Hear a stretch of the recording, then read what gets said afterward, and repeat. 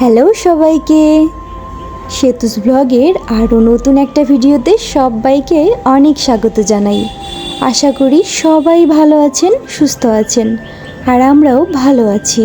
আজকে সোমবার, আর এখন থেকে আপনাদের সঙ্গে নিয়ে আজকের ব্লগটা শুরু করছি।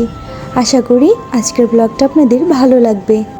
মার্চ থেকে জুন মাস পর্যন্ত গাছগুলোতে কিন্তু একটু বেশিই ফুল ফোটে, তারপর থেকে ফুল কমে যায়। তবে এবছর গাছের সংখ্যাও তো একটু কম, কারণ ওই যে ফুল গাছের টবে সবজি গাছ লাগিয়েছি যে, এজন্য আরও কম ফুল। আর আজকে দেখেন সকাল থেকেই কিন্তু একটু মেঘলা মেঘলা আকাশটা। আমার বাসার সামনে অনেকটা জায়গায় কিন্তু ফাঁকা আছে, আর এই কারণেই কিন্তু এত পাখি দেখা যায়, পাখির ডাক শোনা যায়। এই পাখিগুলোর ডাক শুনতেও না আমার ভারী ভালো লাগে। এজন্য সকালবেলা উঠে কিন্তু অনেকটা সময়ই বেলকনিতে দাঁড়িয়েই চলে যায়। আর ওই যে এর আগে বলেছিলাম যে এই বেগুন গাছটাতে একটাও বেগুন হবে না, তো আমার দুঃখটা কিন্তু গাছটা বুঝতে পেরেছে, আর এজন্যই গাছটা পুরো বেগুনে ভরে গেছে। ওই 7টার মতো বেগুন ধরেছে এই যে, আর সবগুলো মরিচ গাছেও কিন্তু মরিচ ধরেছে। সবগুলো কিন্তু মরিচ গাছ ছিল না, ছিল ক্যাপসিকাম গাছ, সেগুলোতেও মরিচ হয়ে গেছে, এর আগে তো বলেছিলামই। আর এই একটা বেগুন তুলে নিলাম, এটা আবার মণিদিকে দিব। একটাই দিব কারণ অল্পই তো ধরেছে গাছে। আর এরপর চলে আসলাম রান্নাঘরে। আজকে তো নিরামিষের দিন, তো রান্নার ঝামেলাটাও একটু বেশি। প্রেশার কুকারে ডালটা বসিয়ে দিলাম, মটর ডাল রান্না করব। এদিকে সবজিগুলোও কিন্তু আমি কেটে ধুয়ে রেখে দিয়েছি। কাঁচা কলাগুলো কেটে হলুদ জলের মধ্যে ডুবিয়ে রেখেছি, তাহলে আর কালো হবে না। রান্নাঘরের কাজ সব গুছিয়ে সুখে শান্তিতে একটু চা খেতে বসলাম। সুখে শান্তিতে বললাম কেন বলেন তো?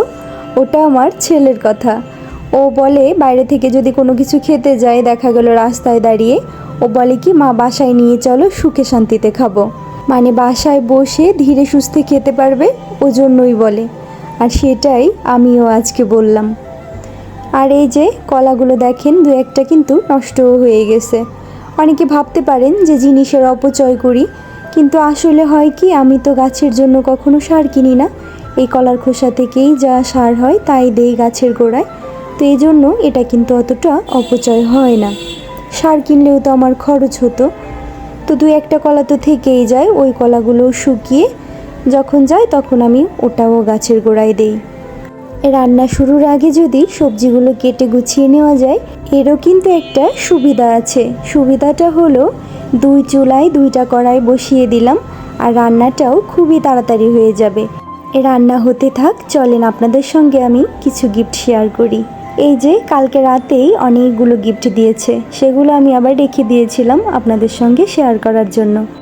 এটা একটা পার্স, আর এটা কিন্তু রিয়েল লেদারের, আর ব্যাগটা কিন্তু বেশ এক্সপেন্সিভও।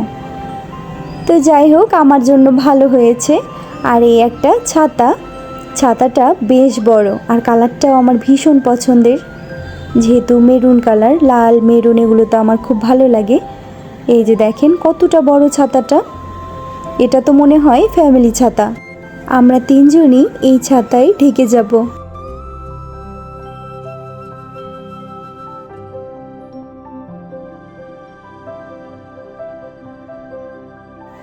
এটা একটা লিকুইড সাবান, এটা রান্নাঘরের কাজে লেগে যাবে, সবই কাজে লেগে যায় কম আর বেশি।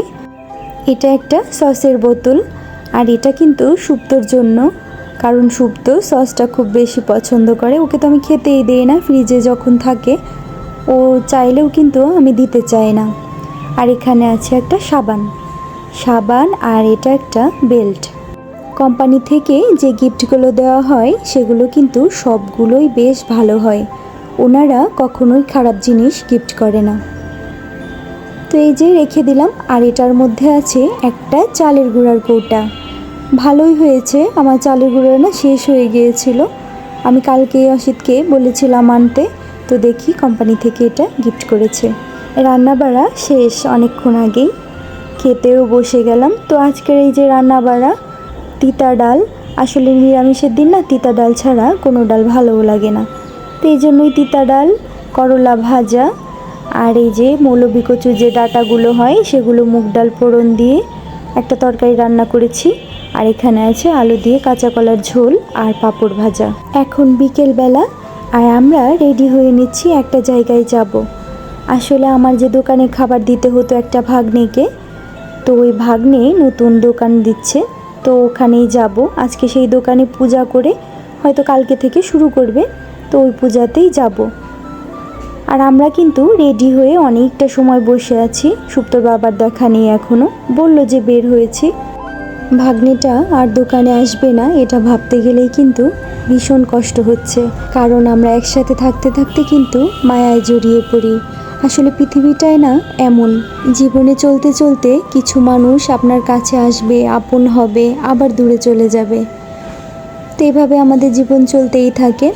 তো আমরা এই যে মিষ্টি নিয়ে যাচ্ছি, আর এখানে কিন্তু ফরিদপুরের নামকরা তেঁতুলতলার মিষ্টি পাওয়া যায়, তো সেগুলোই নিলাম। এর মধ্যে মজার একটা কাণ্ডও হয়ে গিয়েছে, সেটা হলো আমরা কিন্তু ওদের বাড়ির কাছাকাছি পৌঁছেও গিয়েছিলাম।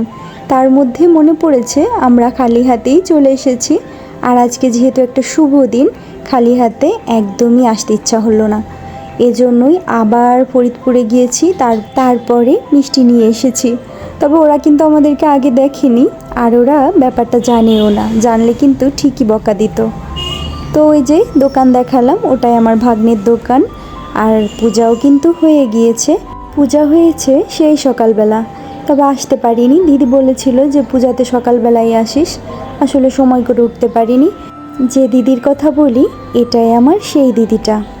আর ওদের বাড়িতে কোনো পূজা বা অনুষ্ঠান হলেই কিন্তু আমাদেরকে বলে, আর আমরা সব বাড়ি আসার চেষ্টা করি।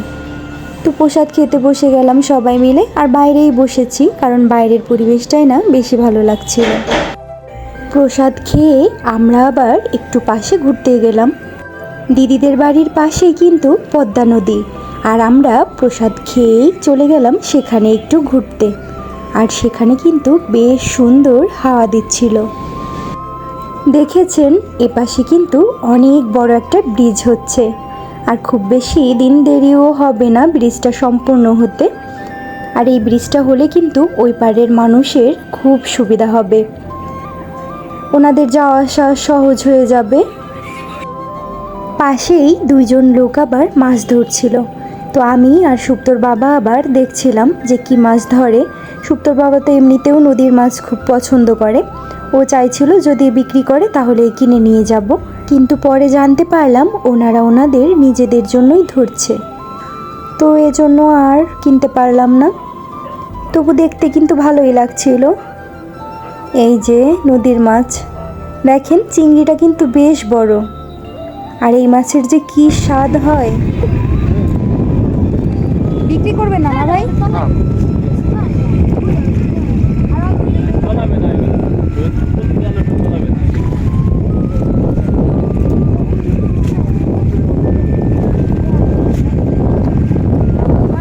দেখা গেল আমি করে পড়ে গেলাম।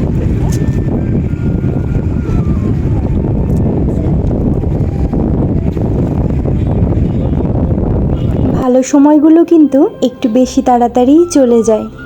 এসেছি অনেকটা সময় হয়ে গেছে, কিন্তু কোন দিক দিয়ে যে সময়টা চলে গেল বুঝতেই পারলাম না। বিশেষ করে এই নদীর পাড়ে বসে থাকতে কিন্তু খুব ভালো লাগছিল। তবে বাসায় যাওয়ার সময় হয়েছে, সন্ধ্যা লেগে গেছে প্রায়, এজন্য কিন্তু এখন ফিরতে হবে। আর আসার সময় কিন্তু আমাদের দোকানে আরও যারা যারা ছিল তাদের জন্য দিদি প্রসাদ দিয়ে দিয়েছে। তো বন্ধুরা, আজকের ভিডিওটা এই পর্যন্তই রাখবো। খুব তাড়াতাড়ি দেখা হবে নতুন আরও একটা ভিডিওতে। ততক্ষণ পর্যন্ত সবাই ভালো থাকবেন, সুস্থ থাকবেন, সাবধানে থাকবেন।